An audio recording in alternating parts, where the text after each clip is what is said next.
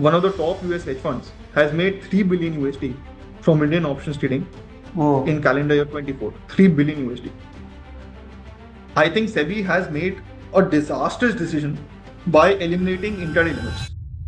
This is a national issue, and it is a bigger anomaly than any other anomaly that would be, concurrently existing at this point in time. Something is wrong and clear manipulation is going on. As a trader, what should he do? मेरे हिसाब से तो retail को trading करनी नहीं चाहिए वैसे, मतलब टू बिगिन विद। 2 साल से मैनिपुलेशन चल रहा है ना, उससे पहले का आप कभी पीरियड देखिए, इंक्लूडिंग निफ्टी, मैं तो बाकी मार्केट्स की बात ही नहीं कर रहा, आता ही नहीं है ऐसे 16% ड्रॉप इन आईवी। कोई रीजन नहीं है किसी का ऐसे आईवीज बाय करने का, अनलेस उसे पता हो कि ये मूव आने वाला है। कोई रीजन नहीं है। और ऐसा, ये तो मैं एक एग्जांपल ले रहा हूँ, ऐसे मेरे पास बहुत सारे एग्जांपल्स हैं। हाय मयंक, वेलकम बैक। इनफैक्ट आपके लास्ट पॉडकास्ट को काफ़ी अच्छे कमेंट्स मिले। इनफैक्ट पीपल वर लाइक यार मयंक को वापस बुला, we have lot of questions which are still unanswered, so there are lot of questions which people still have to ask you. I have made those questions, so I want to understand with you कि जो last time हमने discussion किया था कि Indian markets में जो भी हो रहा है, ऑप्शंस में जो मैनिपुलेशन हो रहा है, जो स्पाइक्स आ रही है, कभी एक्सपायरी एकदम क्वाइट है, कभी एकदम वायलेंट है, तो उसी पे डिस्कशन और कंटिन्यू करेंगे। So thank you for giving your time and looking forward to have a interesting conversation with you today. It's a pleasure, like always Saurabh. Okay Mayank, so last time जो हमने डिस्कस किया था कि जैसा कि हम कैन का एक आर्टिकल भी था कि इंडियन मार्केट्स में ऐसा तो कुछ हो रहा है कि कोई एक बड़ा मैन्युपुलेटर इंडियन मार्केट्स को 1 से 2% मूव कर पा रहा है इंट्राडे, एंड इसके चलते हुए एक बड़ी स्पाइक आ रही है। And what was unusually is कि जो प्रीमियम्स है वो पहले ही बढ़ जाते हैं मूव के आने से। द इशू इज कि आईवीज पहले बढ़ जाती हैं या आईवीज पहले गिर जाती हैं, और फिर वो मूव जोर से आता है, और फिर या तो कोई मूव नहीं आता है। बेसिकली किसी को पता है कि क्या होने वाला है, और वो उसके हिसाब से अपनी पोजीशन बिठा रहा है, जो आईवी बिहेवियर में मतलब क्लियरली दिख रहा है। तो मैं इसका क्या सोल्यूशन है, and like has SEBI done anything और has you spoken to SEBI? Can you share more insights on that?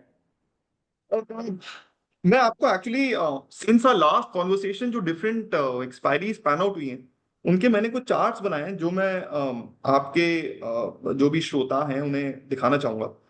अम, ये चार्ट क्लियर है सौरभ? यस। अभी दिख रहा है? ओके, तो मैं इस चार्ट को पहले थोड़ा एक्सप्लेन करता हूं कि क्या हो रहा है। ये जो ब्लू लाइन है, ये जो भी अंडरलाइंग जिसका ये चार्ट है उसके लेवल्स हैं, उसके ओके, कैश लेवल्स हैं। ठीक है। जो ये ऑरेंज लाइन है, ये आईवी बिहेवियर है, मतलब उस एक्सपायरी का।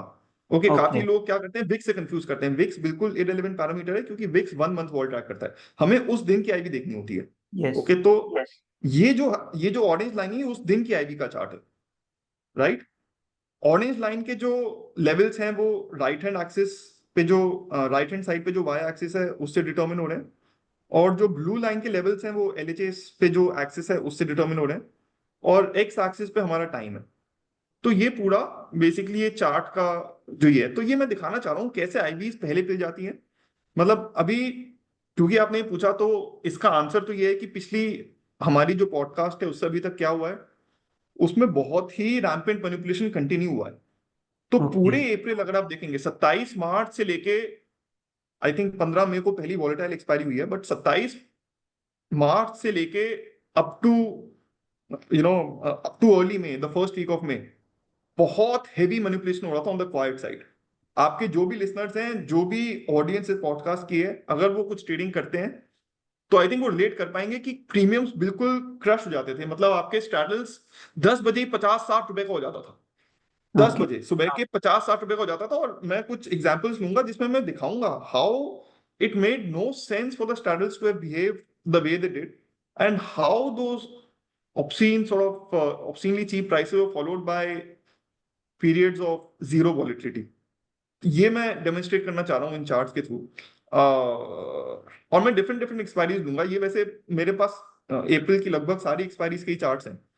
मैं उसमें से कुछ मैंने सिलेक्ट करके उन्हें प्रेजेंट करने का मैंने सोचा। तो इसको मैं प्रेजेंट करना चाहूंगा। तो जैसे मयंक ये आप, जो है। जैसे अब ये 9 अप्रैल का जो मैं चार्ट देख पा रहा हूँ, इसमें यू आर सेइंग हम्म, कि आईवीज पहले ही गिर गए, एंड देन हम्म, मार्केट इस दिन पूरे एक नैरो रेंज में ट्रेड हुआ। बहुत नैरो रेंज में ट्रेड हुआ। तो ये बेसिकली जो जो ये ऑरेंज लाइन है ये आईवीज है, और ये जो ब्लू लाइन है ये लेवल्स है। ये मेरी स्क्रीन पे एरो मूव करते हुए दिख रहा है ना? यस। ओके, तो ये ब्लू लाइन मार्केट के लेवल्स है। यहाँ पे मैं जो भी कैश का रेंज है वो डेमोन्स्ट्रेट कर रहा हूँ, और यहाँ पे मैं दिखा रहा हूँ कि आईवीज कितने पिल जाते हैं, कितने पिल गए। मतलब मोर और लेस प्रीएम्प्टिवली, मेजरली प्रीएम्प्टिवली एक्चुअली, उसके बाद भी वो पिलते ही जाते हैं थ्रू द डे। बट पूरा फॉल लगभग I would say 80-90% of the fall comes by 10-15 10 o'clock। और बहुत बहुत ऑड है वो। ये मैं डेमोन्स्ट्रेट करना चाहूंगा अक्रॉस मल्टीपल एक्सपायरीज कि कैसे हो रहा है ये पूरे अप्रैल। अगर आप किसी भी सीनियर ऑप्शन ट्रेडर से पूछें, जो एक सी डिटेल लोगों को उतना आइडिया नहीं रहता, बट जो भी एक इंस्टीट्यूशन के लिए ट्रेडिंग करता है, जो एक प्रोफेशनली ऑप्शन ट्रेडर है, और जो एटलीस्ट 20-30 करोड़ का प्रॉफिट कमा रहा है, अगर आप किसी भी ऐसे बंदे से बात करें, ओके, तो वो सब इस बात को मतलब कोरॉबरेट करेंगे। मैं बस ये इसलिए बता रहा हूँ क्योंकि लोगों को ऐसा ना लगे कि ये मैं अकेला बोल रहा हूँ। मैं बस प्रेजेंट कर रहा हूँ, मगर ये जो ऑब्जर्वेशंस हैं ये अक्रॉस द इंडस्ट्री यूनानिमस है, मोर और लेस। ओके तो ठीक है, चलो एक्सपायरी पे जाते हैं। ओके एंड भाई तो ओनली इसमें why is this unusual, like why do you say this is unusual की एक्सपायरी क्वाइट है, तो why is this unusual? Many people are asking this कि यार क्वाइट एक्सपायरी क्यों नहीं हो सकती? क्वाइट एक्सपायरी तो हो ही सकती है। क्वाइट एक्सपायरी या वॉलेटाइल एक्सपायरी बिल्कुल अनयूजुअल नहीं है।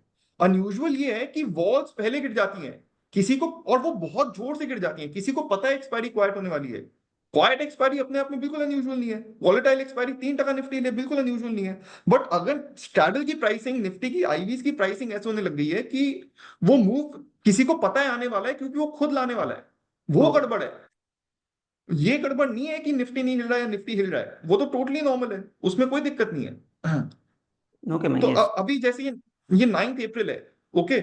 ये आई थिंक आपके जो रेगुलर लिसनर, जो आपके रेगुलर ट्रेडर्स हैं, उन्हें पता होगा 9 अप्रैल के टाइम पे ट्रेड वॉर बिल्कुल अपने पीक पे चल रहा था। ओके, ट्रम्प ट्रेड वॉर कर रहा था, मतलब बोल रहा था कि मैं ये टैरिफ लगा रहा हूँ, चाइना पे वो टैरिफ बढ़ाया जा रहा था, कि दोनों में टसल चल रही थी, चाइना बढ़ा रहा था, फिर ये बढ़ा रहा था, फिर वो बढ़ा रहा था, फिर ये बढ़ा रहा था।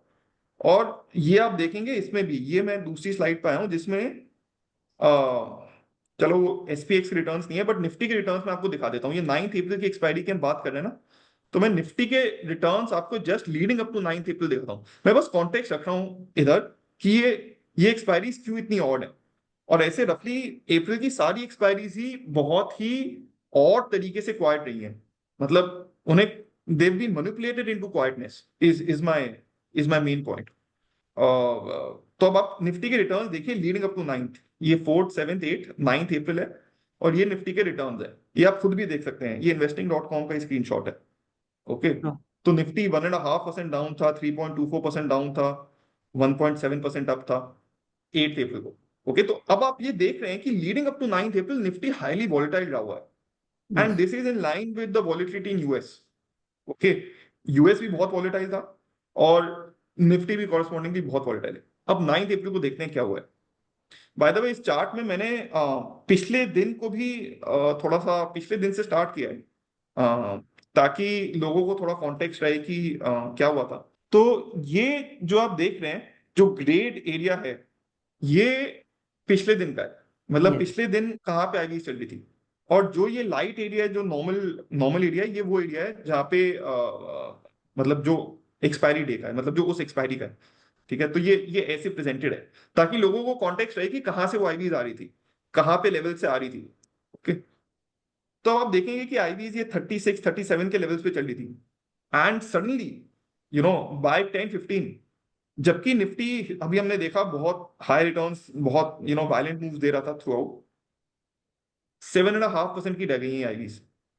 ओके, ये 10:15 की 10:15 के टाइम की बात है। 7:30 की आईवी का मतलब निफ्टी का शायद 50-60 रुपए का रह गया है, जो कि ओके पहले पिछले कुछ दिनों में 400-400 पॉइंट हिल रहा था निफ्टी। आपने रिटर्न्स देखे ही हैं। यस इससे एक दिन पहले भी आईवी 37 थी, मतलब स्टार्टल बहुत ज्यादा बड़ा था, बट वो खुलते ही इट फेल टू 50-60। अब ओके, अब इस दिन क्या हुआ, उसके बाद एक बार ये स्टार्टल गिर गया, फिर आप देखेंगे कि मार्केट हिला ही नहीं है। ये जो आप लेवल्स देख रहे हैं ब्लू लाइन पे, 398, 421, 425, 418, 399, मतलब हिला ही नहीं वो। बहुत ही Yeah. टाइट रेंज में रहा, जबकि ट्रेड वॉर बिल्कुल फुल फुल फ्लेजेड चल रहा है, निफ्टी बहुत वॉलेटाइल चल रहा है, वॉल्स क्रश हो गई इरैशनली, और फिर उसे मेंटेन कर दिया निफ्टी को बिल्कुल टाइट रेंज में। ये ऐसा ये किया जा रहा है, मतलब कोई, मैं आपको और इंस्टेंसेस भी दिखाऊंगा। ऐसा नहीं है कि हर बार वो आईबी आईबी फ्रंट रन कर रही है। अगर एक नॉन एक्सपायरी डे होती ना, तो कोई सी नहीं था कि आईबी ये बिहेवियर फॉलो करती। अगर एक नॉन एक्सपायरी डे होता, ये स्पेसिफिकली कोई करा रहा है क्योंकि उसे पता है कि आउटकम वो क्या लाने वाला है। Okay. ठीक है। तो यहाँ पे इनफैक्ट एक और इंटरेस्टिंग चीज है, अब मैं आपको ये यूएस का दिखाऊंगा उस ड्यूरेशन में कि क्या हुआ था। मतलब आई थिंक जो भी सीजन आपका ट्रेडर है उसे पता होगा कि अगर यूएस ज्यादा हिलता है, लेट से 2-3% हिलता है, तो निफ्टी फॉलो कर, मतलब निफ्टी कुछ लो बीटा से, लेट से 0.4 0.5 की बीटा से फॉलो करता है उसे। ऐसा नहीं होता कि यूएस हिल रहा है और मतलब निफ्टी चुपचाप बैठा हुआ है, ऐसा होता नहीं है। तो मैं 9 अप्रैल को आपको यूएस का मूव दिखाता हूँ ड्यूरिंग इंडियन मार्केट आवर्स। तो जैसे यूएस फ्यूचर्स तो चलते ही रहते हैं ना पूरे टाइम। तो यूएस फ्यूचर्स का क्या मूव था जब इंडियन मार्केट आवर्स चल रहे थे, ये नीचे मैंने टाइम्स भी दिखाए हुए हैं। तो ये बेसिकली 11 बजे से लेके, अगर आप 12:30 बजे तक देखेंगे, मुझे पता नहीं आपको ये सर्कल पे रिटर्न दिख रहा है कि Yes, नहीं। yes. ये जो रिटर्न है ना यूएस का, ये 3.8% का रिटर्न है। Okay. यूएस 3.8% हिला है इंट्राडे जब निफ्टी खुला हुआ था, 3.8%। On 9th और April. निफ्टी, हाँ, ऑन On 9 अप्रैल इंट्राडे, हाँ 9 अप्रैल 11 बजे, जो जो ये टाइम है, ये जो आप चार्ट देख ही रहे हैं, तो 11 बजे से लेके 1 बजे के बीच में S&P 500, जो फ्लैगशिप इंडेक्स है यूएस का, वो चार्ट 3.8% हिला है। और and इंडिया ने पार्टिसिपेट ही नहीं किया। इंडिया ने पार्टिसिपेट इसलिए नहीं किया क्योंकि जो भी मैनिपुलेटर है, उन्होंने, भाई साहब ने, उन्होंने डिसाइड कर लिया था कि आज तो मुझे क्वाइट करानी है, उसने हिलने ही नहीं दिया। ये बहुत ऑड है। अगर आप किसी दिन लेट्स से ओवरनाइट लेके गए हैं, आप निफ्टी निफ्टी का एक एक्स लेवल पे बंद हुआ है, ओके, और ओवरनाइट लेट से यूएस 4% हिलता है, कोई सीन नहीं है, कोई चांस नहीं है कि निफ्टी फ्लैट खुल जाएगा। कोई चांस नहीं है, there is yes. Zero chance कि निफ्टी, मतलब यूएस 4% गिर गया है और निफ्टी जीरो रिटर्न के साथ खुल गया। It is unfathomable. ओके, और इधर एग्जैक्टली यही हुआ है। मतलब बिल्कुल इसने थोड़ा सा मूव दिया, 15 एक पॉइंट का, और उसने रोक लिया उसे कि नहीं। और एक्सपायरी भी, ये जो स्ट्राइक है, एक्सपायरी भी 22,399.15 पे आई है। ये कॉमन फीचर है No. रेगुलरली। हर बार तो नहीं होता क्वाइट एक्सपायरी में ऐसा, बट रेगुलरली क्वाइट एक्सपायरी में ये होता है कि जो एक्सपायरी का लेवल है वो बिल्कुल स्ट्राइक पे आता है। स्ट्राइक पे आया तो उसका कॉल अप, उसका हर तरफ से, उसका अगर वो शॉर्ट ऑप्शन था तो उसका हर तरफ से बिल्कुल प्रॉफिट मैक्सिमाइज हो गया है। तो Okay. आईवी 37 से, ये आप देख रहे हैं, 33% गिर गई है। मतलब अल्टीमेटली तो 3-4 चली गई वो, जो आईवी है 37 थी, और ये 3-4% रह गई। ये 33% डिप इन आईवी है। और ये रेंज भी कुछ है नहीं, मतलब ये बेसिकली 10:30 बजे के बाद वो 20-25 पॉइंट की रेंज में ही रह गया। Okay. So जबकि that was, जबकि आप प्रायर रिटर्न देंगे तो 400-400 पॉइंट रहा है वो, रिटर्न में इधर दिख ही रहा है। अगर आप देखेंगे, तीन yeah. परसेंट भी हिला है उससे 2 दिन पहले, 2 दिन पहले ही, उससे पिछले दिन 400 पॉइंट हिला है। तो ये ये बस, मतलब ऑब्वियसली ये यू नो और रिमार्केबल एग्जांपल है। वो करा तो बहुत, उसने पूरी अप्रैल ये करा है, फर्स्ट वीक ऑफ मे भी करा है, बट ये और स्टैंड आउट करता है उन एक्सपायरीज के रिलेटिव, क्योंकि इसमें तो बिल्कुल ही ब्रेजन, मतलब हर एक्सपायरी में ही ब्रेजन है, इसमें तो बिल्कुल ही कोई अंधा भी देख लेगा कि यार ये क्या हो रहा है, मतलब। So Mayank, ठीक I है, have तो a 9 follow-up question on this कि because you said कि in US markets in the same period on 9th April morning से almost 3% का move दिया and last time थ्री आपने पॉइंट एट podcast, हाँ आप last time podcast also you said to move the market they need around 4,000 5,000 crores of exposure, but how can they decide कि हम market को move ही नहीं करेंगे, like how is that possible for them? ये क्या, ये तो बहुत ईजी है ना। अगर ऊपर आए तो आप फॉरवर्ड सेल कर दो, नीचे आए तो फॉरवर्ड बाय कर लो। मतलब इसमें तो कुछ है ही नहीं। they are able to manage the market in such a tight range. हाँ, क्यों नहीं, आप कर लोगे सौरभ, अगर आप, तुम्हें पैसा दूं, इसमें कुछ नहीं है। मतलब मार्केट ऊपर जाने की कोशिश करे तो आप फॉरवर्ड सेल कर दो, नीचे जाने की कोशिश करे तो फॉरवर्ड बाय कर लो, तो निफ्टी रह गया टाइट रेंज में। Okay. Okay, and you have more such examples 9th April के अलावा? मेरे पास तो एक्चुअली, अगर मैं आपको दिखाऊं, तो मेरे पास तो बहुत ही, मैं दिखा, एक बार थोड़ा प्रेजेंट कर देता हूँ या फिर दिखाता हूँ। मेरे पास तो बहुत ही सारी एक्सपायरीज हैं। लगभग पूरा अप्रैल उसने क्वाइट कराया, अर्ली मई भी उसने क्वाइट कराया। अब चलो, मगर अभी एक के बाद एक चलते हैं। अब आप ये देखिए, ठीक है, ये दूसरा एग्जाम्पल। ओके, ये 15 अप्रैल सेंसेक्स एक्सपायरी है। Okay. ओके, अब इसमें क्या हुआ है। ओके, वापस 20 मतलब वॉल्स ये वापस T-1 है, तो 20-21 की वॉल चल रही थी। ये चार्ट रीडेबल है ना सबके लिए? मुझे कुछ और इलेबोरेट करने की इस पे जरूरत है? नहीं नहीं, इट्स रीडेबल, पर आप फुल स्क्रीन करना है तो कर सकते हैं। ठीक है, तो अब ये दूसरी एक्सपायरी है। Okay, this is the 15th April Sensex expiry. ठीक है। मेरे पास वैसे ये, मैं कुछ चेरी पिकिंग नहीं कर रहा हूं, मतलब मैं थोड़े से और प्रोमिनेंट एग्जांपल्स दिखा रहा हूं, बट ये सारी अप्रैल की कोई भी आप एक्सपायरी उठा लो और कोई भी बंदा अपना ही चार्ट बना ले, वो भी सेम ही ऑब्जर्व करेगा।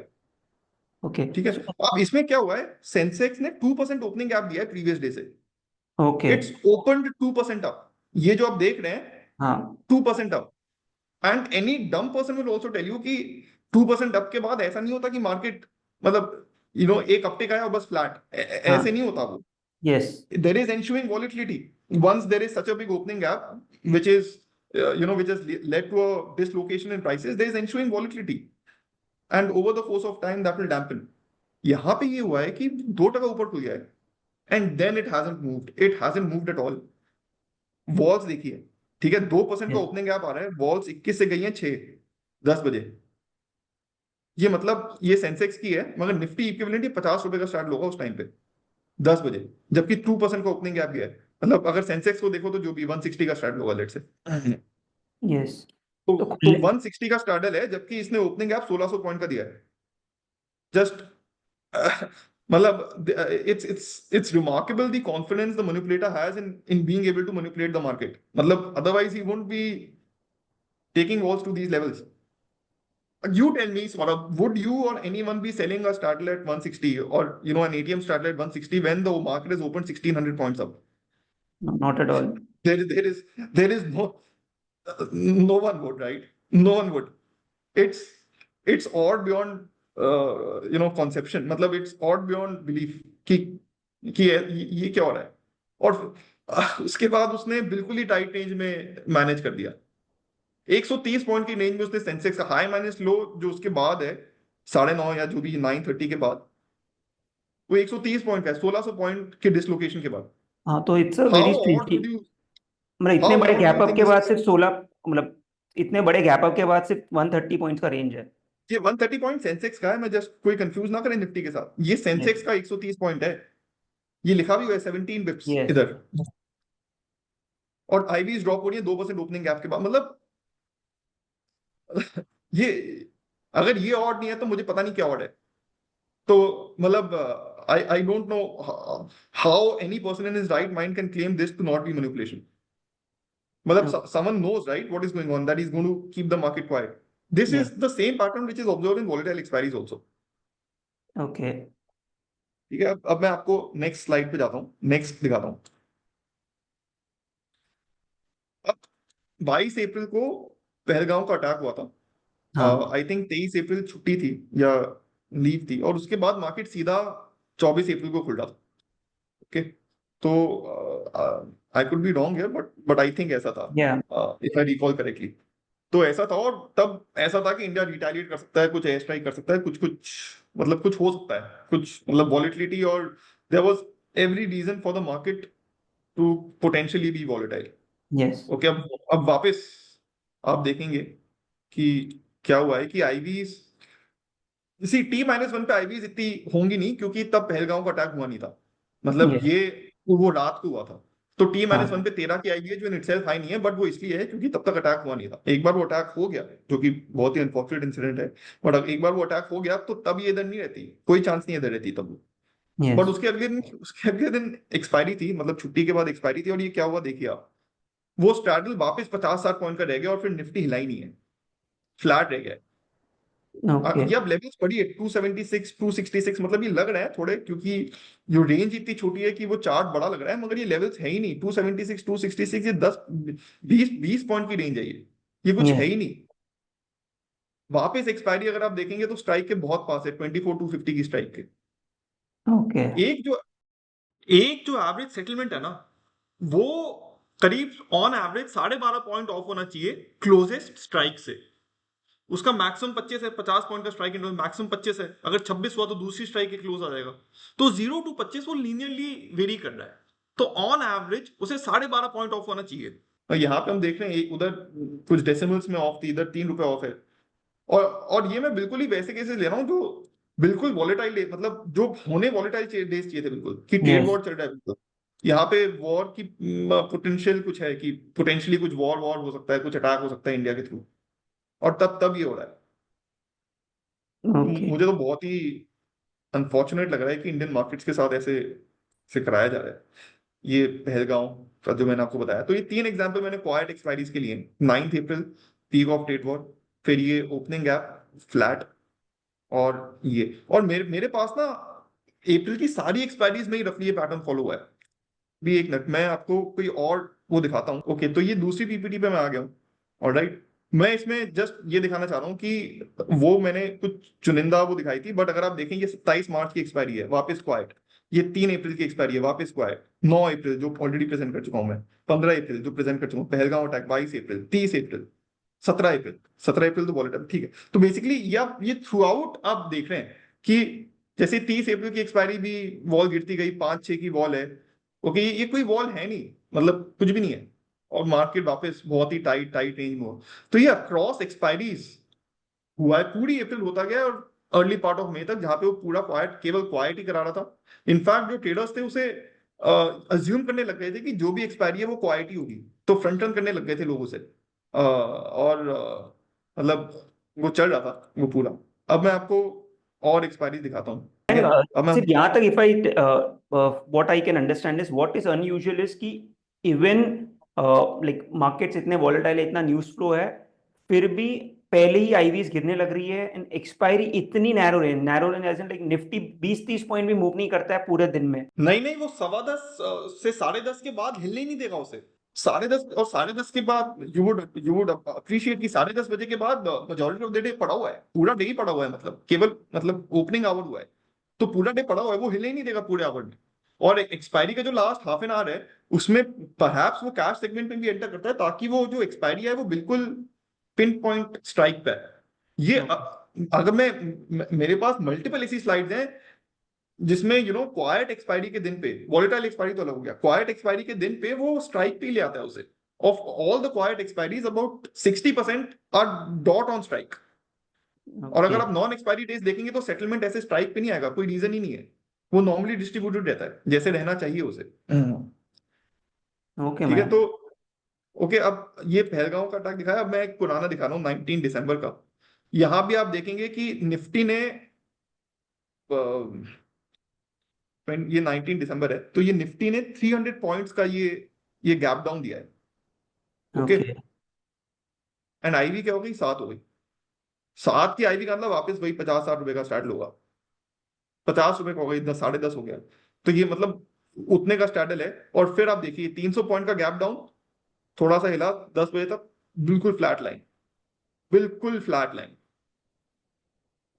तो ये क्या ओके दिखा रहा है मुझे तो, जो भी ये बोल रहा है मतलब, सी पहली बात तो ना, कुछ लोगों को ऑडियंस में ये लगता है कि ये मार्केट है, डील विद इट, और यस। उन्हें ये लगता है कि ऐसे ही मार्केट होते हैं। तो I would just like to inform them, they don't come from a place of knowledge typically.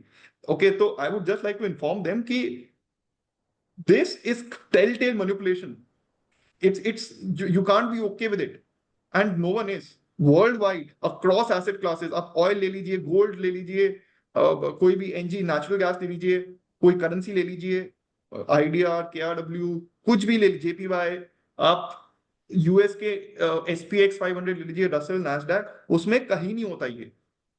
It is highly highly peculiar to India, और होना भी नहीं चाहिए। ये मैनिपुलेट कोई कर रहा है, इसलिए हो रहा है। तो कुछ मयंक लोग ये भी पूछते हैं, कुछ लोग ये भी पूछते हैं कि इसमें इलीगल क्या है।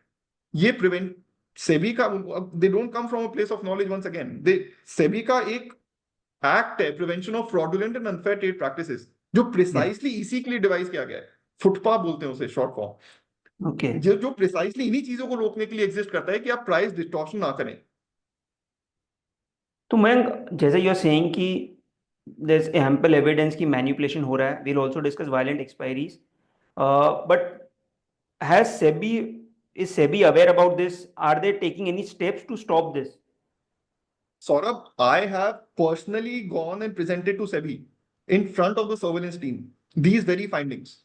मतलब मतलब दिस इज, मैं थोड़ा टाइम हो गया उसे, मैं जैन में गया था, so I presented the same kind of data for December, November, October, and so on. This Okay. is obviously more dated data. The surveillance team was in attendance. The concerned whole time member was also in attendance. Okay, so they are aware of this and they're trying at their end to do it, to sort of identify the manipulator, but they're not able to do it. They are serious about it. So it's not that they're not serious. And they are well aware. It's not only me. Other people have also reached out to them. Multiple brokerages, multiple fund managers. This has actually been going on since 2 years. It's only now that from the regulator you will see speeches and words and those kind of things. But even now they are failing. So 2 years is such a long time. It should have been done and dusted by now. It should have been completely done and dusted with by now. You can't be waking up 1.5 years down the line. 3-4 महीने की बात होती तो one could have said कि यार अभी तो हम देख रहे हैं कि हो भी रहा है कि नहीं, हम ही गलत तो नहीं है, फिर हम कुछ कमेटी बिठाएंगे और फिर हम से 1 महीने रिजॉल्व करें. बट 3-4 महीने नहीं, 2 साल से हो रहा है. तो मतलब ये तो मतलब that this is happening to me is a state of collective national shame. कि मतलब कोई हमारे फाइनेंशियल मार्केट्स को ऐसे करके जा रहे. It's a very very in terms of the magnitude of the anomaly in financial markets that is going on here. I think this supersedes everything else that is going on in terms of irregularity in the Indian financial space. IndusInd Bank और जो भी वो सब है, Gensor, BlueSmart, all of this मतलब is subservient to this in terms of the amount of anomaly that is happening. And this ideally needs to be looked at by the Ministry of Finance now. मतलब it's high time they get into the action. They set up a committee. I have personally suggested to SEBI to set up a committee of market participants, which is how ICC would have approached this. They would form a committee of, see, market participants obviously will know more than the regulator. Typically, they are expected to know more than the regulator because that is their day in, day out job. Okay, they should form a committee of seasoned market players like wall surface traders, like market makers, like brokerages, and have the committee investigate in case SEBI is not able to identify the manipulator. It should have been done 9 months back, and they're still in the process, of sort of carrying out the investigation. You'll see reports now of Jane Street being investigated. So this should have been carried out long back. It's a big miss, and I would urge your audience by means of this podcast to sort of tag Nirmala Sitharaman, tag the Ministry of Finance so that they get involved as well. This is a national issue, and it is a bigger anomaly than any other anomaly that would be, concurrently existing at this point in time. So Mayank, you are So the saying that you already presented this to SEBI and they agreed also कि okay, something like this is happening, but they are unable to catch the manipulator, right? that is everything. Proof lies in the pudding, Saurabh. It's still going on. ये मैंने अप्रैल के दिखाया ना. It's मतलब obviously just 1 महीने पहले के हैं, तो अभी तक चल ही रहा है. No one can deny कि manipulation. It's कोई बोले कि समुद्र है बट लहरें नहीं आ रही, वो तो आ ही रही है, वो तो दिख ही रहा है. तो जब Yes. नहीं आएंगी तो लोग बोलेंगे भी नहीं कि नहीं हो रहा, बट हो रहा है. मैं तो I am simply looking at the outcome and seeing it's not been done. Okay. So in your conversation with SEBI, why are they not able to identify? Because I was reading something that NSE के surveillance system ने red flag किया था Jane Street के कोई तो trade को because it was squared off with the similar counterparty. तो So that investigation has been closed, and they didn't find anything. Now SEBI, I'm just quoting sort of media reports here. So SEBI has launched an investigation of its own into Jane Street. By the way, I'm not saying it's Jane, like we don't know who it is, but there is someone. Okay. And now obviously there have been media reports that SEBI is investigating Jane Street, which is very good. But my very limited point is this has gone way overboard. It should have been done and dusted by now. It is too late to be acting. मतलब it should have been settled. ये रोज आके कोई हमारा थप्पड़ मार के चला जाता है हमारे फ्लैगशिप इंडिसेस को. ये मेरे लिए तो बहुत शर्मनाक बात है, और मेरे हिसाब से as an Indian I feel ashamed कि ये मेरे मार्केट के साथ हो रहा है. अगर कोई मुझे लेट्स से कोई हांगकांग किसी का भी बंदा आके बोले कि यार तुम्हारे मार्केट में तो ये होता है, तो आई वुड शीपिशली स्माइल कि हाँ यार मतलब ऐसा हो रहा है. It's we've let ourselves down here. So Mayank, what do you think? Like, what can SEBI do, and what was the communication by SEBI to you? What is their next step to curb this? No, SEBI does not communicate everything to me. I have had limited interaction with SEBI. We are in touch over mail. It's not that, that they are telling me anything.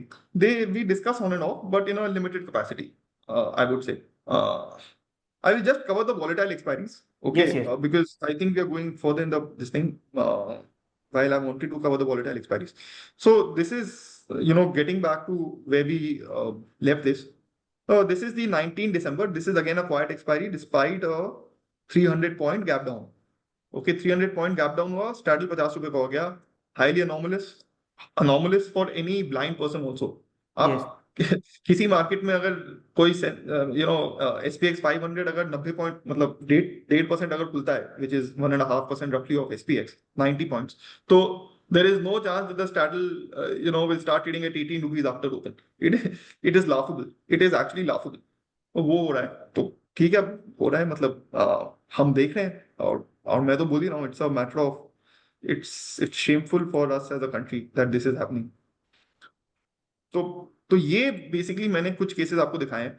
मैंने audience को ये भी present किया कि how मैंने जो दूसरी PPT दिखाई थी उसमें मैंने ये भी प्रेजेंट किया कि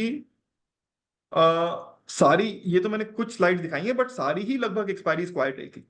आप कोई भी एक्सपायरी अगर आप पिक करके उन्हें प्लॉट करेंगे तो आपको सेम चार्ट ही निकलेगा. तो बहुत एविडेंट है कि वो मतलब कि वो हो रहा है. अब मैं थोड़ा वॉलेटाइल एक्सपायरीज कवर करता हूँ. ये बहुत रिसेंट एग्जांपल है, आज 22 में है जब ये रिकॉर्ड हो रहा है. ये पिछले हफ्ते की एक्सपायरी है, Yes. ठीक है, 15 मई की. Now this is the exact opposite. आप देखेंगे कि पिछले दिन 685 के करीब पे निफ्टी बंद हुआ था, ओके, और 11-12 बजे भी लगभग उधर ही था, 40 30 40 पॉइंट ऊपर नीचे था. आप देख रहे हैं 685 से रफली उधर ही है अगर Yes. आप ये देखेंगे. बट आईवीज देखिए क्या कर रहे हैं, ठीक है, ये 13 से 26 चली गई हैं. IVs have shot up from 13 to 26. Okay, so you clearly see the IVs having moved before. The market is flat, Yes.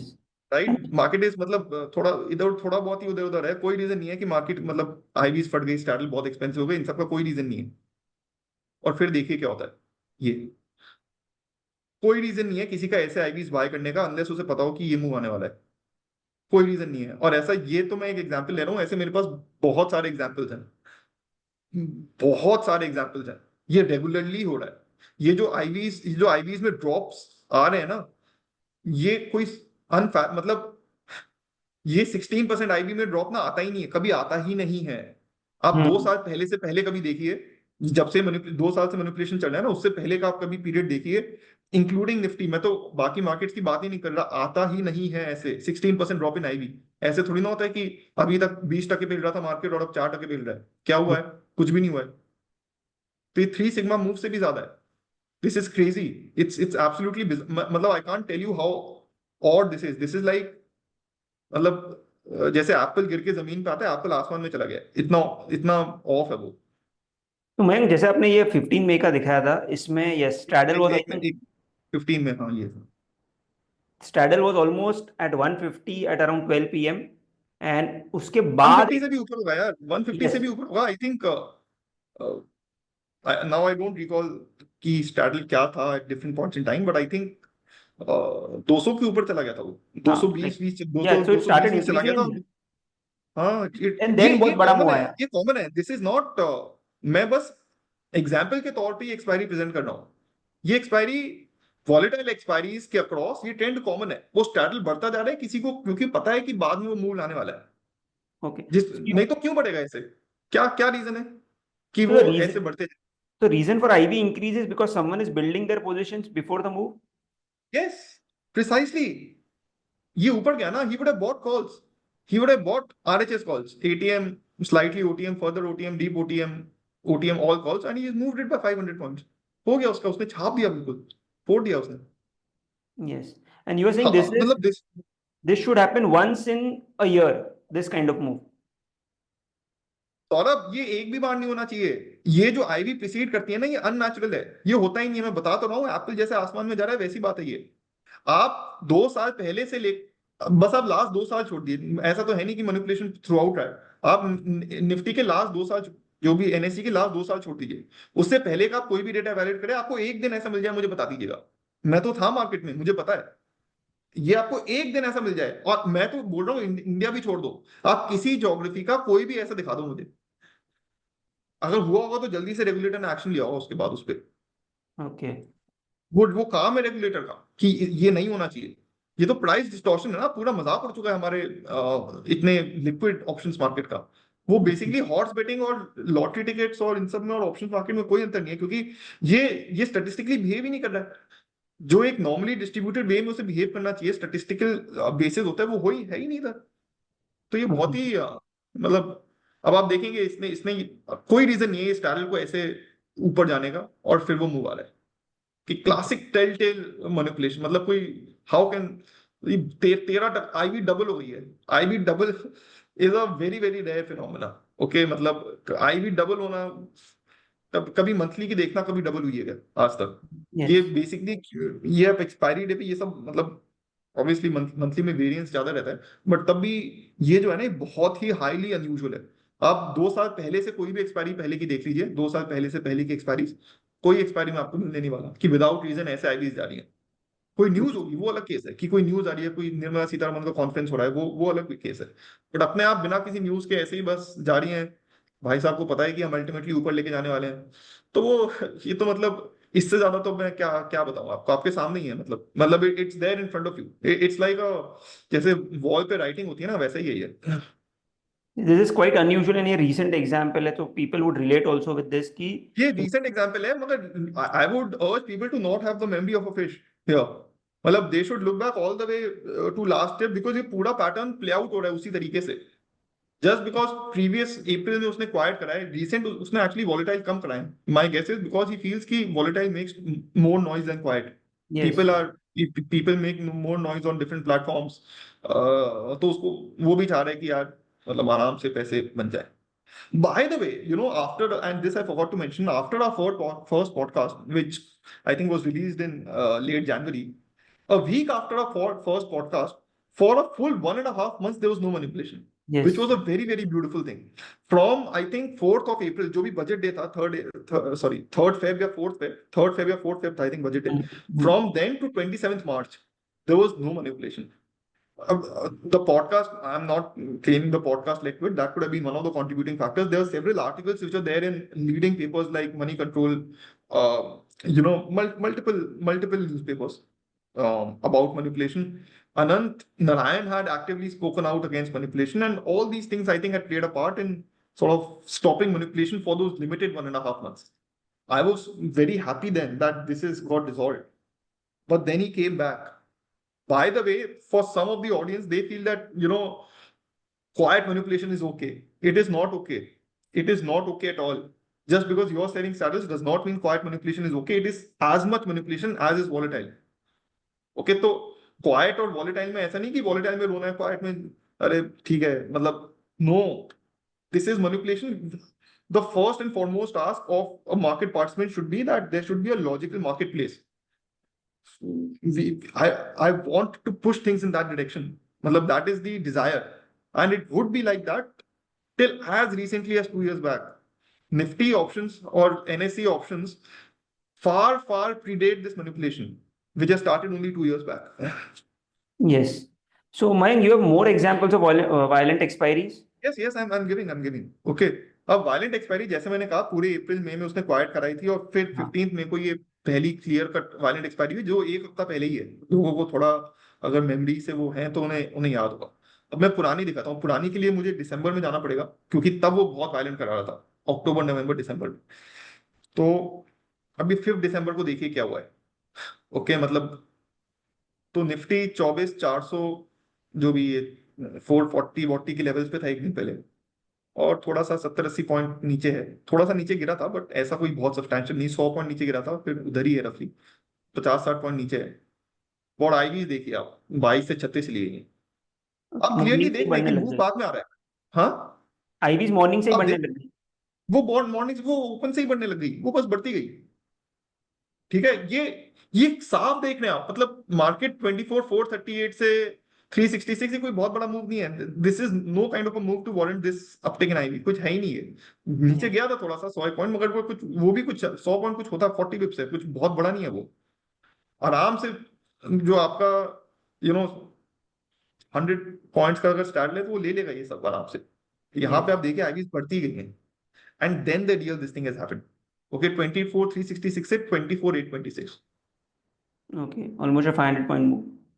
500 point move है ये 2-3 घंटे के अंदर। ये मैंने प्रेजेंट किया हुआ है सभी को, क्योंकि this is before the time of the presentation. जो मैंने अप्रैल के एग्जांपल्स लिए, that was after the presentation. This is there in the PPT that I have shared with SEBI. In fact what I will do is I will make public the PPT that I have given to SEBI so that people That can would be also go great. Through.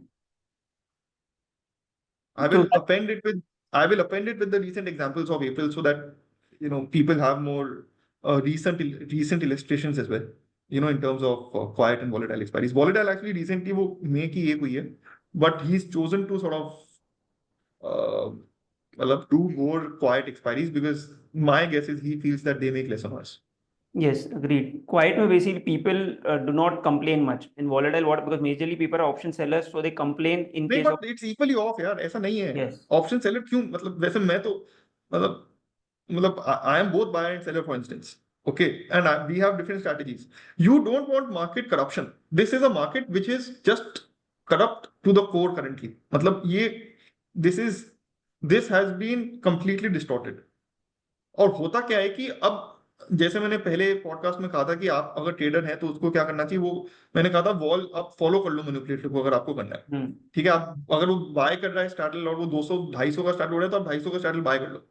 ऐसी बहुत अब क्या हुआ है कि ऐसे बहुत सारे स्ट्रैटेजीज बन गए हैं, तो क्राउडिंग भी होने लग गई है। मतलब बहुत एल्गोज हैं जो बाय करते रहते हैं, तो थोड़ा सा भी स्टार्टल ऊपर जाता है तो सारे एल्गोज किक इन हो जाते हैं कि बाय करना है बाय करना है बाय करना है। फिर अगर मैनिपुलेटर नहीं भी आया तब भी वो स्टार्टल ऊपर चला गया या आईवीज ऊपर चली गई, वो Yes. गिरती है तो बस वो क्रश हो जाती है क्योंकि क्राउडेड इतना हो गया। तो ये सब डिस्टॉर्ट हो चुका है मार्केट, इधर ये मैं बोल रहा हूँ कि डिस्टॉर्ट हो चुका है। So खैर मैं वॉलेटाइल एक्सपायरी से अभी कंटिन्यू करता हूँ मैं यहाँ पे, yes. उसके बाद आप वो पूछ लीजिएगा जो भी है। अभी मैं ये कंटिन्यू अब ये Sure. 5 दिसंबर का मैंने एक्सप्लेन किया, ये रफली बहुत ज्यादा कुछ हिला नहीं था।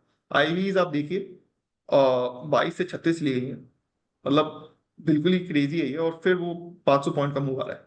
ये क्लियर टेल है, मतलब IV dies followed by this. और ऐसे मल्टीपल एग्जांपल्स हैं मेरे पास, मल्टीपल एग्जांपल्स हैं। वायलेंट एक्सपायरीज होती ही ऐसी हैं। क्वाइट एक्सपायरीज वो चाहे कुछ भी वॉर हो रहा हो, ट्रेड वॉर हो रहा हो, उससे फर्क नहीं पड़ता। वो बोल रहा है कि मैं तो पूरा ही मैनेज कर लूंगा मार्केट को, आपको जो करना है करो। वो पेल देता है स्टार्टल, वो पेल बिल्कुल ही सारे ऑप्शन को क्रश कर देता है। स्टार्टल नहीं, सारे ओटीएम पूरी सरफेस को वो क्रश कर देता है। Yes. नेक्स्ट वीक तक क्रश हो जाता है, मंथली तक क्रश हो जाता है एज अ रिजल्ट। क्योंकि लोग तो मतलब there are people like me who will also trade spreads, right? तो that effect of current expiry manifest into the longer tenors also, in fact manifest in stocks also. अब सोचिए, अब stocks तो नहीं होना चाहिए, उसमें भी थोड़ा थोड़ा हो जाता है। Okay. अब मैं आपको एक और वोलेटाइल एक्सपायरी दिखाता हूँ, 22 नवंबर। इनमें वापस टाइम नहीं है, वो 5 दिसंबर की थी, ये 22 नवंबर की है। ओके, इसमें 76 से ये जो भी 667 पे, या जो भी 77,200 से आधा टका सेंसेक्स, आधा 50-60 बिप चला है। आईवीज वो ऊपर चली गई है पहली, मतलब ऊपर जाने लग, बहुत जोर से ऊपर जाने लग गई है। और फिर वो यहां से वो पूरा एक बड़ा मूव आया है, Yes. जो कि Almost. बॉटम से 2.2% खुलते ही वो ऊपर जाने लग गई। मतलब Yes. बस कि किसी को पता है कि मैं क्या करने वाला हूँ फ्यूचर में, और वो खरीद रहा है कि मैं तो वो करा दूंगा एक बिल्कुल। मतलब this is 2.2% move from this level. Okay. So मतलब मैं आप देखिए 15 की चल रही थी, 30 हो गई, मूव आ रहा है। ये आपको yes. एक और दिखाता हूँ। ये mid mid mid cap select की मंथली एक्सपायरी है। जब मिड कैप सिलेक्ट की वीकली एक्सपायरी डिसकंटिन्यू हो गई थी, तो ये 30 दिसंबर की मंथली एक्सपायरी है। ये इसमें Okay. आप फिर से देखिए, ये मिड कैप का चार्ट है, ये काफी 819 821, मतलब फ्लैटिश सही चार्ट है ये। मीनवाइल आईवीज ने देखो क्या तांडव किया ये, Okay. 11 से 32, एंड देन सी दिस। अब मुझे समझ नहीं आ रहा कि इसमें क्या मतलब, like what is left to prove, ये क्या हो रहा है? ये 11 से 32 फॉलोड बाय मूव। पहले आईवीज बढ़ रही है फिर मूव आ रहा है। मतलब ये तो फ्लैटिश ही है ना, मतलब 780 820 Yes. 40 पॉइंट की रेंज है, कुछ खास हिल नहीं रहा है। Why would someone be buying IVs like this? Is there any explanation? The explanation comes when the move comes, when the motive of this buying of IVs becomes clear. Yes. So Mayank, buy कर रहा है call, वो जोर जोर से bye कर रहा है कॉल, उससे पूरा सरफेस ऊपर आ रहा है। सेबी शुड रियली, मतलब it's, SEBI should form a committee of seasoned market participants across across the market ecosystem, and have them investigate in case SEBI is failing to do this, because it is so blatant and brazen, yaar. So you are saying कि SEBI is already starting his investigation, but they should also empanel traders plus seasoned players who हाँ हाँ, basically मेरे हिसाब से understand उन्हें this करना better. चाहिए, उन्हें करना चाहिए, क्योंकि उनकी अंडरस्टैंडिंग डेफिनेटली बेटर होगी ना। Yes. कैसे बेटर नहीं होगी? सेबी थोड़ी ना, मतलब with all due respect to SEBI surveillance, they don't do this day in day out. So naturally, in case someone has to catch, who's defrauding who, how, the market participants are better placed. And you do your investigations. By all means, do your investigations. But if you're hitting a roadblock and it's not solving, and every day while you're doing it, this is happening, you should form a committee. It is a practice of norm internationally. If you see SEC, it is a norm. I'm not suggesting something which is outlandish, or anything which is too bizarre. It's the norm. Okay, Mayank. तो आपने देखा ना, वो continue हो रहा है हमारे podcast के। और अनंत Narayan, who's the relevant person for this, he had made a lot of statements on manipulation in early Feb. A lot of news articles were written across prominently read websites like Money Control. उसके बाद वो बंद हुआ था। अब हो सकता है हम क्रेडिट ले रहे हो, मगर हो सकता है वो सिंपली छुट्टी पे चला गया हो, वो सब पता नहीं हमें कि क्या किस Yes. रीजन से बंद हुआ था। बट वो बंद, मतलब हमें बंद करना है यार इसे। That should be the prime objective. Okay, Mayank, so you're saying कि हमें ये बंद करना है, right? But in your opinion, like what should SEBI do to stop this? कैसे इसको पकड़ा जा सकता है, या कुछ limits impose करनी चाहिए, क्या हो सकता है to stop Yeah, this? firstly, I think SEBI, I will just say it as it is. I think SEBI has made a disastrous decision by eliminating intraday limits. They were about to put gross intraday exposure delta limits and net intraday delta exposure limits. Okay. But they've been done away with, which is a disaster in terms of decision making, in my view. And I don't know now, matlab, why this has happened. This is largely, if I go by the articles that have come out, this is largely at the behest of market makers. That we make markets. The prominent market makers. This, multiple market makers, Citadel, Jane Street, Optiver, multiple market makers. They are saying that we make markets and we need to carry inventory. Market making as a concept does not need holding inventory. Okay, you are not supposed to. What market makers often do is that in the garb of market making, they hold positions. Mayank, In the pure, I'm cutting you here. Like, can you explain what market making is for the audience? अरे यार, market making is when you stand on both bid and ask. जब आप bid ask पे खड़े हो जाते हो कि कुछ लोग आस्क हिट करेंगे, कुछ लोग बिड हिट करेंगे, और आप पॉकेट कर लोगे जो स्प्रेड है उसे। Yes. और आप ऐसे ऐसे ऐसे जहां भी मार्केट होता है उसके ऊपर नीचे बस खड़े रहते हो। So you provide liquidity to the market. Now the reason why those intraday limits, which were very well thought of and which were very sort of beautifully proposed by SEBI initially, the intraday gross delta exposure limit, which sums the deltas across calls and puts, and the net delta exposure limit. They were very beautifully. I think the gross limit was 2,500 crores, and net limit I think was 1,500 crores, if I'm not mistaken. Now these would have put tight constraints on whoever the manipulator is. Okay, but now at the behest of the market makers, these have been done away with. But in the purest form, market making should not hold inventory. What they do is that in case one side gets hit, they look to quickly square it off. They're not supposed to be sitting on a lot of inventory. So I don't know why, they need such large limits. And in case they can't operate within these guardrails, then some new market maker will, possibly from India, maybe a Graviton will, maybe an Alpha Grip will. Also, if you notice, SEBI scrapped the intraday limits on the 9th of May, and the subsequent week, after a large hiatus of a lack of volatile expiries, uh, after the scrapping of the limits, volatile expiries started again. So now I don't know if there is causation here, but there certainly is correlation. Market making in its purest form should not be holding much inventory at a given point in time. It is supposed to quickly take, square off, and pocket the bid ask in process. अगर वो उसके बिना नहीं कर पा रहे तो उन्हें बोलो कि भाई सो भी इट, मत करो, ये लिमिट्स हैं, इसके अंदर अंदर तुम्हें मार्केट मेकर्स पक्का मिल जाएंगे। अपग्रेडेड मैनर में उसे कर दो कि करंटली कोई लिमिट नहीं है, फिर 2,500 करोड़ की जगह पहले 7,500 करोड़ की, फिर 5,000 करोड़ की, फिर 2,500 करोड़ हो जाएगी। नए मार्केट मेकर्स आ जाएंगे जो कि इन लिमिट्स के अंदर विलिंग होंगे मार्केट मेक करने के लिए और कर लेंगे। सो मैं ये सेइंग अगर लिमिट्स वापस अगर हम लेके आते हैं, do you think this manipulation will completely stop? I am not sure about it, but that is one of the ways.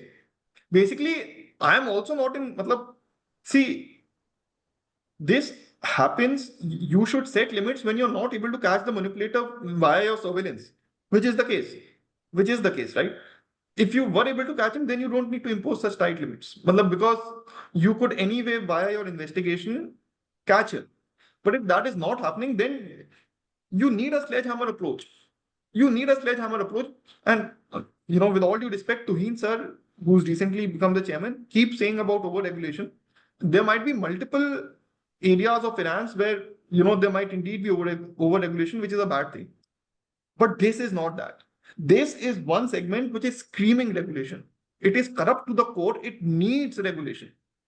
This is not that. So we need those limits. It was very disappointing for me personally when, when recently, I think the final paper is still to be released, but when recently SEBI sort of said that we are doing away with the gross limits, gross and net delta exposure limits intraday. That was very disappointing. The end of day limits also that they proposed are very, very liberal. You might as well not have any limits. They are redundant in my view. Okay, so Mayank, we have established that something is wrong and clear manipulation is going on. With the examples we have seen how IVs are preceding the delta moves. But as a trader who's जो market को actively trade कर रहा है, options में trade कर रहा है across expiries, what should he do? उसको कंप्लीटली बंद कर देना चाहिए एक्सपायरी डे ट्रेडिंग, या he should follow the IVs? उसके लिए if you can give some insights कि what he should do, because retail को पहली बात तो ट्रेडिंग ही नहीं, मेरे हिसाब से तो रिटेल को ट्रेडिंग करनी नहीं चाहिए वैसे, मतलब to begin with. It's a loss making proposition. The odds are heavily against you. If you're buying, then it is further against you. So you should not be trading. You should sort of, do your other jobs, whatever, enjoy life, watch a movie. You should do those things.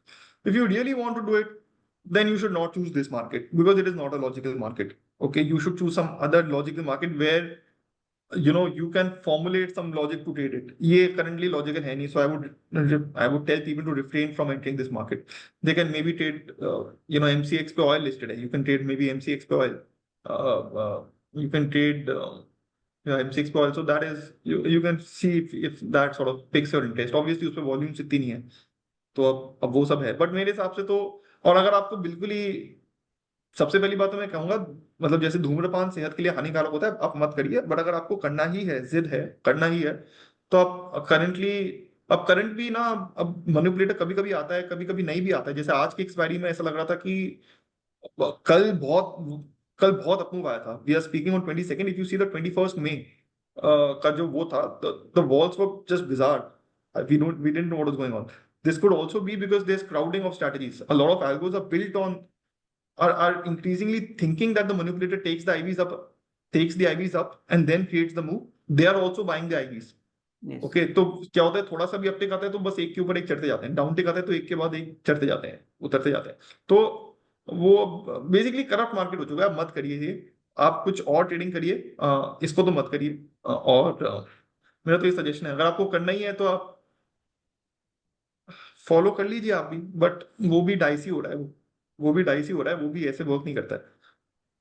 मैंग this manipulation is majorly on the expiry day कि non expiry days पे भी आपने देखा है कि? I will show you something. तो ये ना, if you see the 5th December expiry, okay, I will screen share again, just a minute, just a minute.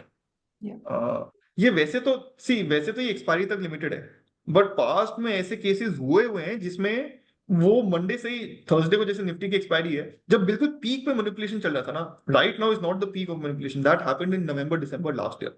Okay, जब वो पीक पे मैनिपुलेशन चल रहा था, कई बार वो मंडे से ही आईवीज ऊपर आने लग जाती थी for a move which will follow on Thursday.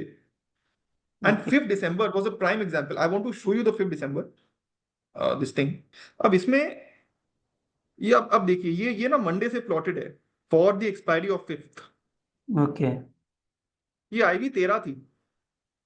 Move इतना, मतलब इंडेक्स ऊपर जा रहा है slowly slowly across multiple days, 100 point करके ऊपर जा रहा है, जो कि कुछ बहुत यूजुअली है मार्केट के लिए.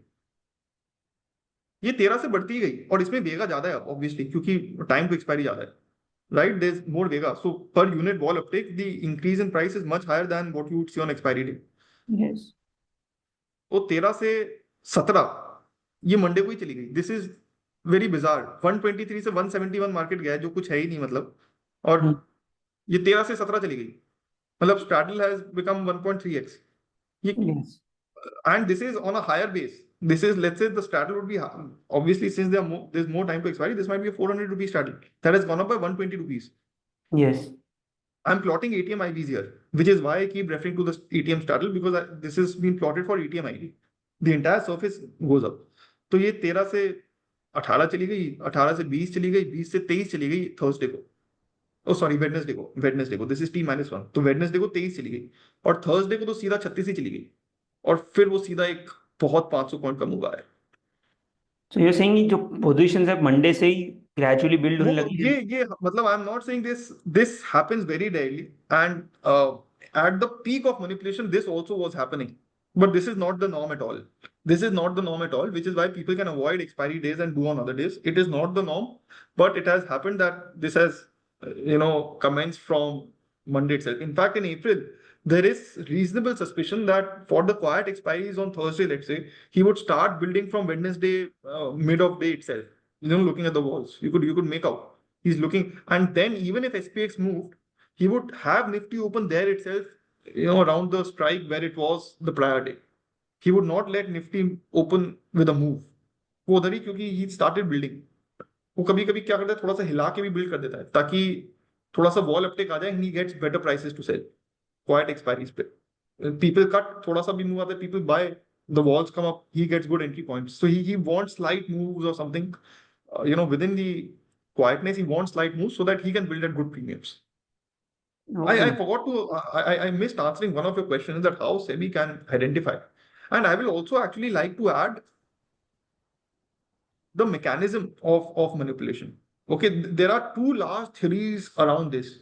Okay, one is that, let's say volatile expiry है. Okay, upside पे उसे कराना है. So he will buy calls as we discussed in the last video.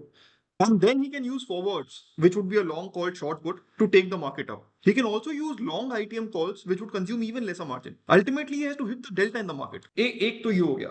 एक मैकेनिज्म ये है कि उसे रफली पता है कि स्टॉप लॉसेस ऑप्शंस किस स्ट्राइक पे कितना हुआ है, उनके स्टॉप लॉसेस कहाँ है. तो उस पॉइंट तक वो, लेट्स से मार्केट जा रहा है, तो उस पॉइंट पे वो मूव क्रिएट कर देता है बस. And then because people come to, let's say, he is decided to take the market up, तो क्या करेगा, थोड़ा सा मूव लाएगा, people will come to hedge, and that will accentuate the move because their delta is also getting hit in the market. Yes. They might be the major contributors of the delta in the market. He's just nudged से nudged तो नहीं बोलूंगा, but he's propelled the market in that direction, and then it got propelled further. Then it comes in waves sometimes. जो ये violent manipulation के time पे move आता है ना, वो ऐसा आता है कि let's say, एक तो वो लास्ट 2-3 घंटे में ज्यादा आता है, क्योंकि वो चाहता है कि एक्सपायरी भी ऊपर ही करा दूं और मुझे कम से कम देर के लिए मार्केट को उस लेवल पे होल्ड करना पड़े. तो वो क्या करेगा, लेट्स से 24,000 पे, लेट्स से 24,500 पे मार्केट है. ओके, तो क्या करेगा कि 24,650 वेचो पे, लेट्स से 2630 जाने लग गया, तो वो कॉल्स ड्रॉप आउट में जाएंगे, राइट. लोग कॉल्स बाय करने आ जाएंगे. तो 24,500 से 24,630 गया, तो ही विल वेट, मतलब basically he push the market in the direction such that the stop losses get triggered, and that creates the first sort of a move. Then he will wait for some time till fresh OI gets built at the new place. Let's say 24,630 से 24,700 चला गया. अब वो wait करेगा थोड़ी देर, let's say 45 minutes. Fresh OI, fresh sellers will come. Fresh OI will get created at RHS call strikes. Then he will create the move again. He will be creating the move, and the move will be self-propelled by the people cutting their positions also. वो भी call buyback करने, फिर जैसे second जो move कराएगा वो 24, let's say 700 पे आया, फिर उसे 750 800 ले गया वो, फिर सेकंड सेट ऑफ लोग अपने स्टॉप लॉस बुक करने आएंगे कॉल्स में, वो लेट्स से ले जाएगा 24,830, फिर उधर रुक जाएगा वो, फिर वेट करेगा half an hour, 35 minutes, 40 minutes या जो भी, थोड़ी देर वेट करेगा कि फ्रेश हुआ, फिर से बिल्ड करे, फिर वो एक third leg of move create करेगा. तो ये आप इन दोनों थियरीज हो सकती हैं कि एक तो वो पूरा मूवी खुद क्रिएट करा रहा है, एक वो स्टॉप लॉसेस से करा रहा है. खैर, वो जो भी करा रहा है, वो अल्टीमेटली वो पहले अपनी पोजीशन एस्टैब्लिश करता है और फिर वो हिला देता है. और मतलब हाँ, तो ये है. क्वाइट में ऑन द अदर हैंड वो वापस बिठा देता है और फिर हिलने नहीं देता. फॉरवर्ड से जनरली कैश में वो छूता नहीं होगा, जनरली वो फॉरवर्ड से करता होगा. फॉरवर्ड्स की अच्छी बात ये है कि वो उसी दिन एक्सपायर हो जाता है. तो वो Yeah. एक्सपायरी के साथ एक्सपायर हो गया, he is not left with any exposure at इनोटिव, he is hit delta and that delta is expired with the market which is beautiful for him. अब इसमें सेबी क्या कर सकता है, जो आपका सवाल था वो बस मैं कवर करना चाहूंगा। By the way, I have information from highly credible sources that one of the top US hedge funds has made 3 billion USD from Indian options trading Oh, in calendar year 24. 3 billion USD. And credible, like highly reliable source with extremely credible evidence. that's almost 25,000 crores. Yes, yes. That is the magnet. And the thing is that, you don't, the manipulator could easily be based out of India. And he would not obviously be doing it, he would not be foolish enough to be doing it in a single entity. He would be doing it by multiple entities. The entity taking the, अगर volatile expiry है और उसे long call करना है और फिर हिलाना है, तो the entity taking long call is not the same entity likely that who will be creating the move. Yes. Anyone who is doing this would not want this. And the problem with international players is that in case there are FPIs outside India, they could be based out of locations like Mauritius and all. Okay. And SEBI or any regulator in India would not know the ultimate beneficial owner of those entities. Where those entities ultimately flow into is anybody's guess. You don't know where they flow into. And they could well be ultimately flowing into the manipulator, whoever it is. So for SEBI to identify this, it needs to operate with a mindset that multiple entities हैं, same entity में तो नहीं मिलने वाला। Let's say 10 entities हैं, 15 entities हैं। अब आप ये देखेंगे कि जैसे let's say volatile expiry को लेते हैं, ये स्क्रीन दिख रही है ना? Yes. volatile expiry को लेते हैं, ठीक है, मिड कैप की एक्सपायरी है, ओके, या कोई भी और लेते हैं, चलो हाँ, चलो ये वाली लेते हैं, ओके। तो ये 5 दिसंबर की एक्सपायरी है। आप सेबी को ये देखना है कि firstly which are the entities who have the maximum Y on calls, prior to the move, who has the maximum, which entities have the maximum y in calls, OTM calls, ATM calls, RHS calls, आप सबको combine करके किन entities का highest exposure है, उन set of entities को आप record कर लीजिए। फिर आप ये देखिए कि कौन, जब ये मूव आ रहे हैं, लेट्स से ये वाला मूव आया, ये जो 11:45 पे मूव आया ना, ये वाला मूव आया, ये जो सेकंड लेग ऑफ मूव आया, ये सब मूव्स के टाइम पे कौन सी एंटिटी सबसे ज्यादा डेल्टा बाय कर रही है, Okay. which entities are hitting the maximum delta at these points in time जब वो moves आ रहे हैं, and are the entities which are buying options and this, जब वो बाय कर रही है तब कोई और एंटिटी आके बाय कर रही है, वो कंजंक्शन में एक्ट कर रहे हैं क्या? अगर वो बार बार ऐसे कर रहे हैं, then you have circumstantial evidence। अगर उसके पास 10-15 एंटिटीज या जितनी भी, अगर बहुत सारी एंटिटीज हैं, तो कभी कोई एंटिटी करेगी, कभी कोई एंटिटी करेगी, बट हमारे पास इनफ वॉलेटाइल एक्सपायरीज है, अल्टीमेटली आपको दिखने लग जाएगा कि ये सेट ऑफ एंटिटीज हैं जो बार बार आके बाय करती हैं जब ये वाले मूव आ रहे हैं। लेट्स से 11:45 से 12 o'clock के बीच में जो मूव आया 15 मिनट में, इसको देखो, या इधर के मूव के देखो, इसमें सबसे ज्यादा किसने डेल्टा बाय किया? आपके पास वो सेट ऑफ एंटिटीज आ गई, और आपके पास एक वो सेट ऑफ एंटिटीज है जिसने सबसे ज्यादा ओआई कॉल साइड पे बिल्ड किया है। आप ऐसे मल्टीपल एक्सपायरीज का क्रॉस देखो, तो आपको दिखने लग जाएगा कि कुछ एंटिटीज हैं जो टैंडम में एक्ट कर रही है, they are acting in conjunction, and you might not be aware of the relation because they might be based in Mauritius as FPIs, and you might not know their ultimate beneficial owner. Okay, So, similarly अगर just sorry to interrupt, I'll just close this. Similarly अगर mid cap में ये हुआ है जो कि बहुत ही brazen हो रहा है, तो ये कौन लोग हैं जो ये 12,800-900 के कॉल्स पे सबसे ज्यादा वाई होल्ड कर रहे हैं? You segregate those entities and then you see the entity जिसने the set of entities who's created the move. If you see this across multiple volatile expiries, you will find a common set of entities which are acting in conjunction. जब वो कर रही है तब ये आके इधर डेल्टा मारती है, and yes. you have circumstantial evidence then, and you will see it repeating. ये volatile केस हो गया। क्वाइट में आपको ये करना है कि कौन सी एंटिटीज, अब क्वाइट में तो और इजी हो जाता है क्योंकि स्ट्राइक्स बहुत कम हो जाती हैं, वो 1-2 स्ट्राइक्स ही होती हैं जिसमें कुछ टाइम वैल्यू बचती है, प्रीमियम बचता है, तो उन स्ट्राइक्स पे सबसे ज्यादा ओआई कौन होल्ड कर रहा है? पॉसिबल ये वाली एंटिटीज भी उनसे कोरोबरेट करेंगी, जो उधर एंटिटीज मिली थी वायलेंट मैनिपुलेशन में, ये भी सेम ही एंटिटीज होनी चाहिए, मतलब अगर एक ही मैनिपुलेटर तो होनी चाहिए। तो ये, और जिन एक्सपायरीज में सेटलमेंट बिल्कुल स्ट्राइक पे आ रहा है, तब वो कैश में भी हो सकता है घुसा हो, काफी चांस है वो कैश में घुसा होगा, क्योंकि नहीं तो कैसे लाएगा वो? There is no mechanism to ensure कि कैश सेटल एक्सपायरी स्ट्राइक पे हो, राइट? तो हो सकता है तब वो कैश को भी अगर ऊपर जा रहा है स्ट्राइक से तो सेल कर देता हो, नीचे जा रहा हो तो बाय कर देता हो। वो हो सकता है वो कर रहा हो, थोड़ी सी इन्वेंट्री लेके आता हो कैश की, मतलब स्टॉक्स की, जस्ट एक रोलिंग इन्वेंट्री की है मेरे पास अगर मुझे बेचना पड़े, और उसको सेल कर देता हूँ कैश में और नीचे बाय कर लेता हूँ ताकि वो एक्सपायरी बिल्कुल स्ट्राइक पे आ जाए। यस। तो ऐसे अगर आप ये करेंगे तो आपके पास सर्कमस्टेंशियल एविडेंस आ जाएगा कि कंजंक्शन में ये एंटिटीज बार बार एक साथ एक्ट कर रही हैं, और फिर आप उन्हें इन्वेस्टिगेट, हो सकता है वो सेबी ऑलरेडी कर रहा हो because SEBI has widened the scope to multiple FPI now. Okay. I hope SEBI takes a note of this and might be already doing this.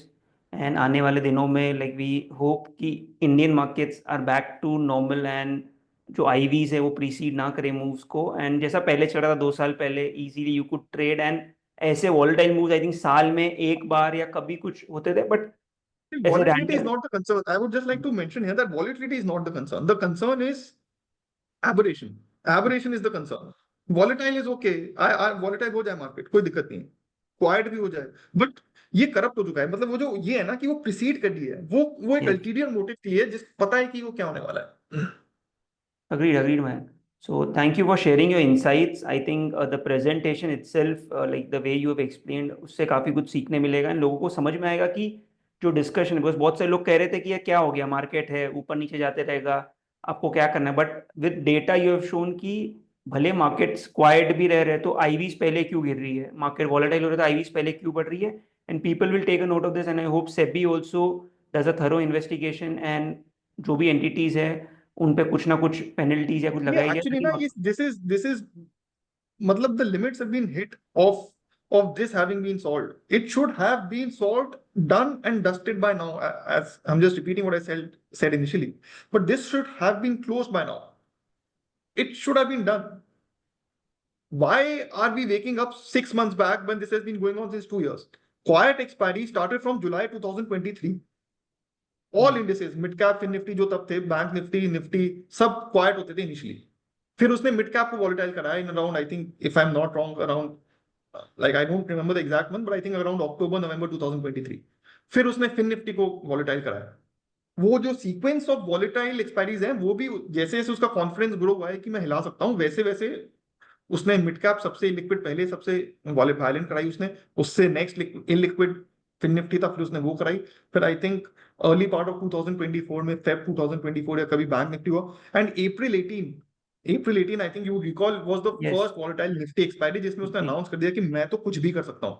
It was widely covered in multiple I think news articles, and for SEBI also I think he might have evolved over time and he would have perfected his craft. So if you see an expiry like 18th April, okay, then there would be maybe clearer evidence because he was still sort of nascent into his manipulation days.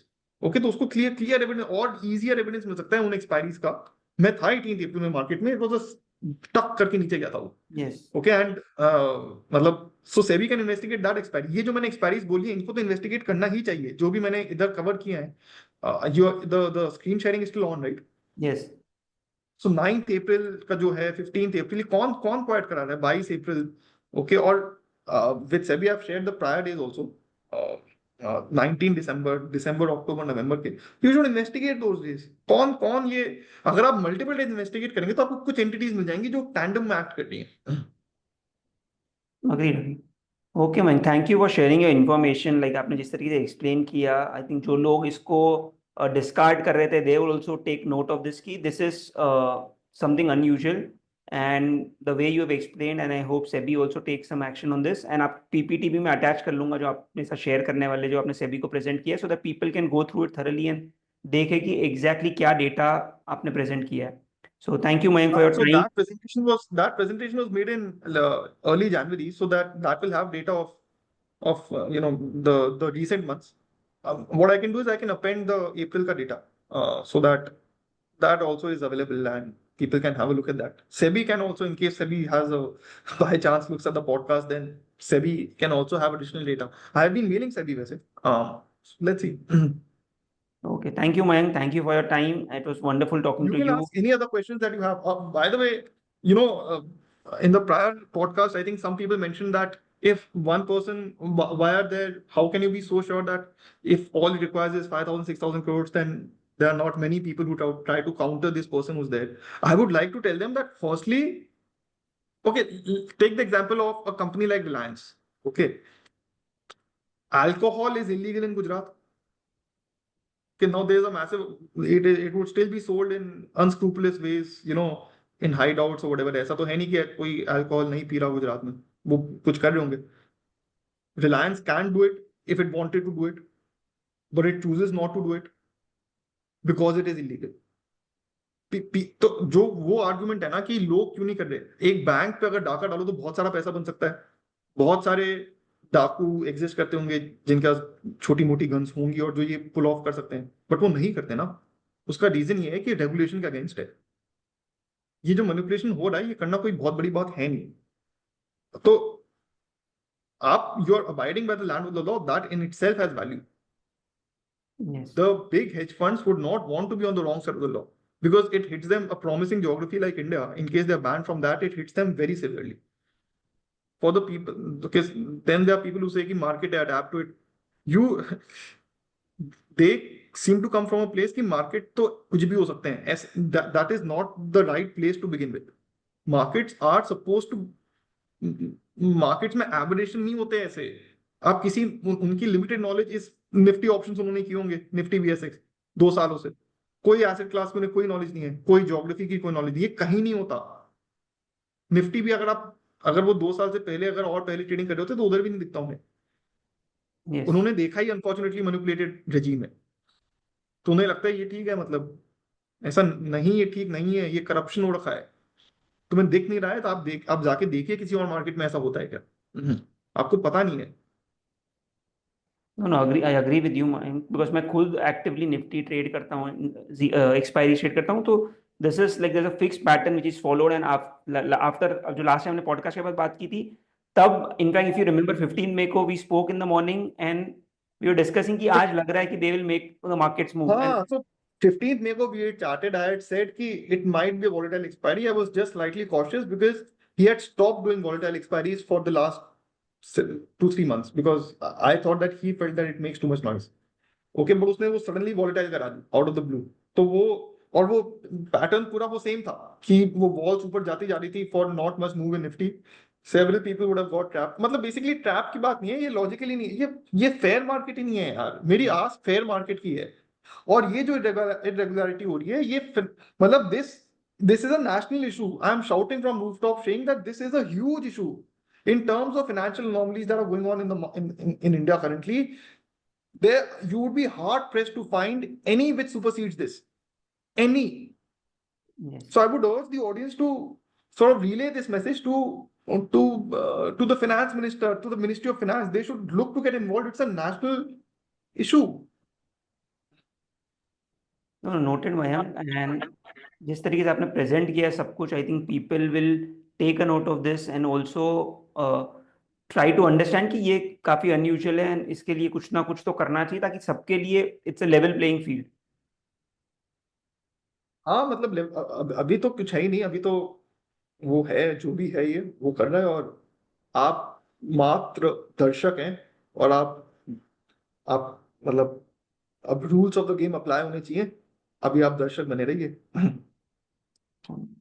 Okay, thank you Mayank, thank you for sharing your insights. And जो भी आपने बताया I think audience को काफ़ी अच्छा लगेगा and they can go through your presentation in detail and also uncover with data कि कैसे ये हो रहा है एंड इसको मतलब why it's the need of the hour कि ये बंद किया जाए एंड सबके लिए एक लेवल प्लेइंग फील्ड बने.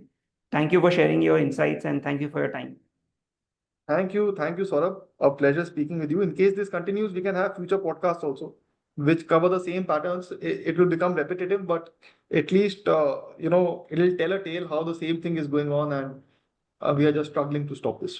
आई होप थर्ड पॉडकास्ट की जरूरत ना पड़े एंड उसके पहले मैं भी नहीं चाहता. मतलब it's a chore for me to to go, but yeah. Thank you.